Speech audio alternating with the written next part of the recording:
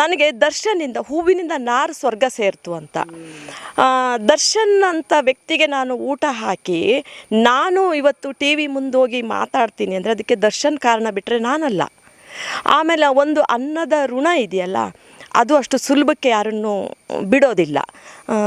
ಹಾಗಾಗಿ ನನಗೆ ದರ್ಶನ್ ಬಗ್ಗೆ ತುಂಬಾ ಅಭಿಮಾನ. ಆಮೇಲೆ ನಾನು ಪ್ರತಿ ವರ್ಷ ಬರ್ತಡೇಗೆ ಹೋಗ್ತೀನಿ, ವಿಶ್ ಮಾಡ್ತೀನಿ, ಬರ್ತೀನಿ. ಎಷ್ಟು ಜನ ಇರಲಿ, ಆ ವ್ಯಕ್ತಿ ನೀವು ಹೇಳ್ತೀರಾ ಇವತ್ತೊಂದು ಕೊಲೆ ಆರೋಪಕ್ಕೆ ಅವ್ರನ್ನ ಹೊಡೀರಿ, ಕಡೀರಿ, ಬಡೀರಿ, ಕೊಂದಾಕಿ ಅಂತ ಹೇಳ್ತೀರಾ.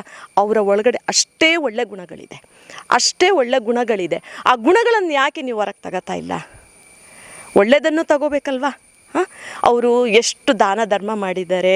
ಆಮೇಲೆ ತುಂಬಾ ಅದು ಹೇಳ್ತಾ ಹೋದರೆ ಪಟ್ಟಿಗಳಿದೆ, ಸಾಕಾಗೋದಿಲ್ಲ. ಆ ಮನುಷ್ಯ ಸತ್ತ ಮೇಲೆ ಹೆಸರನ್ನು ಮಾಡಬೇಕಾ? ಇದ್ದಾಗ ಮಾಡಬಾರ್ದಾ? ಇದ್ದಾಗ ಮಾಡಬೇಕಲ್ವಾ? ಈಗ ನಾವು ಸತ್ತ ಮೇಲೆ ಆ ವ್ಯಕ್ತಿನ ಗುಣಗಾನ ಮಾಡೋದಕ್ಕಿಂತ ಇದ್ದಾಗ